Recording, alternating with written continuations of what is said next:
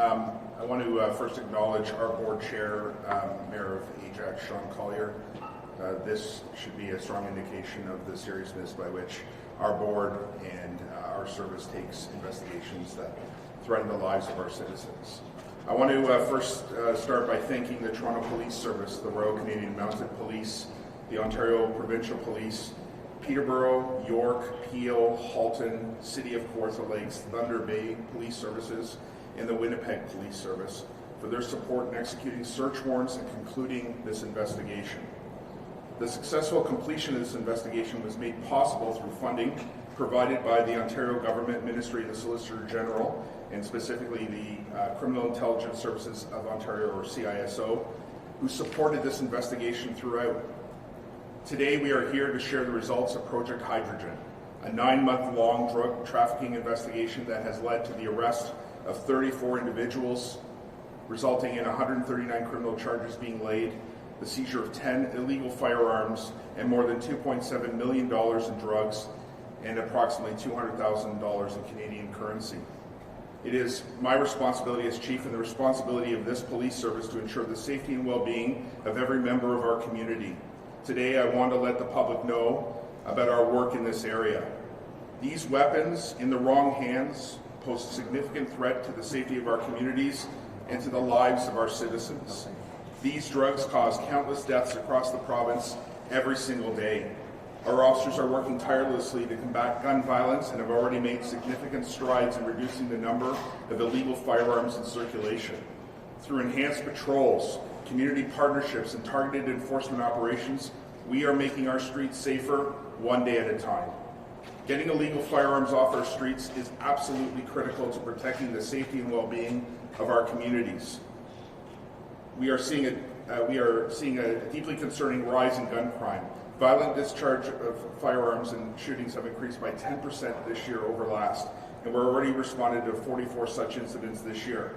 The shootings have resulted in 11 victims suffering non-fatal injuries, and tragically 4 victims who succumbed to their injuries and are victims of homicide. A staggering 25% increase in victims over this time last year. This upward trend is unacceptable, and we are dedicating enormous resources to combating it. We remain fully committed to identifying those responsible and removing illegal firearms from our neighborhoods. Our residents deserve to feel safe in their homes, schools, and in our communities, on our streets. Before Detective Sergeant Corner provides an update on Project Hydrogen, I want to take a moment to speak about something we continue to encounter far too often: recidivism and the ongoing challenges with our bail system. During this investigation alone, nearly half of the 34 individuals arrested were already bound by a release order from the courts, but were still actively engaged in criminal activity. This is not a small number. It is a clear sign that the current system is not working as intended. When individuals who have already been given the conditions to protect the public continue to reoffend, it undermines community safety, community confidence in the justice system, and places enormous strains on our frontline officers. We are fully supportive of a justice system that is fair and balanced, but it must also be effective. Bail conditions need to be meaningful and enforceable and accompanied by consequences when they are violated. Repeat offenders should not be permitted to cycle in and out of custody while continuing to pose a risk to our neighborhoods. Our communities deserve better, and meaningful bail reform is essential to ensuring the safety and well-being of everyone in Durham Region, and we're optimistic that the new bail measures will help. Our message is clear. Illegal guns and drug trafficking will not be tolerated in our region. We will be relentless in our efforts to identify and arrest those engaged in criminal activities which threaten our communities. But we cannot do this alone. I urge anyone with information on this or any other investigation to come forward. And to everyone in our community, I ask that if you see something, say something. Report suspicious activity, and let's work together to keep our neighborhoods free from the threat of gun violence.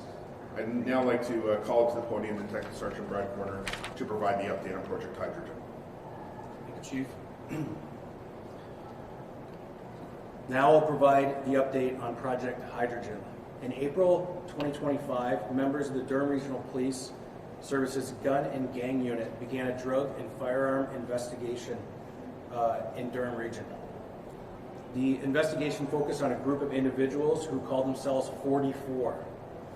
This group resides across Durham region and the GTA, and were suspected of being involved in the possession of and trafficking of illegal guns and drug distribution. Their criminal activities stretch well beyond Durham region, reaching as far as Northern Ontario as well as Winnipeg. Members of this gang have flaunted their illicit earnings on social media, glorifying a culture that celebrates financial success through criminal activities. With the assistance of multiple DRPS units and previously mentioned police services, a total of 61 search warrants were executed over a period of several weeks within Durham region, Toronto, Lindsay, York, Peel, and Winnipeg. The final warrants were executed yesterday morning, and the investigation was concluded. In total, 34 suspects were arrested and 139 charges were laid. The charges these individuals face include illegal possession of weapons and drug trafficking. A full charge list will be provided within the media release. Project Hydrogen led to the seizure of 10 firearms. So far, 4 of them have been traced back to Detroit, where they were stolen. Investigators are working to determine the origin of the remaining firearms. The project also led to the seizure of approximately 18 kilograms of cocaine, 2 kilograms of fentanyl, 6 kilograms of methamphetamine, 1 kilogram of MDMA, 3,000 hydromorphone pills, and more than 200,000 in Canadian currency. This project would not have been possible without the assistance of the Criminal Intelligence Service of Ontario and all of the police services mentioned by the police. I would also like to thank all of our members who over the last 9 months worked tirelessly to bring these individuals into custody. Thank you. Questions? You just talked about how much street value the drugs are worth. $2.7 million. Whereabouts in Durham region was these raids happen? Do you narrow it down? Was it also Whitby, Curtis, Holmville, Oxford? Whitby, Ajax, and Toronto. And then we also had search warrants executed in Winnipeg. How concerning is it to have these guns come through the states, through the border? Any illegal firearms that are being seized off the streets is extremely concerning for our officers in our community. There's still more people out on large for this investigation, or do police consider this one closed? This investigation will continue. There's lots of work still left to be done. How did you end up finding out that the drugs were going as far out to Northern Ontario and into Winnipeg, obviously crossing the province? It's been a lengthy investigation. We've utilized a number of different techniques in order to identify who are trafficking these drugs and where they're going to. You mentioned that they were glorifying success. What were they trying to do? Was that an attempt to draw in more individuals?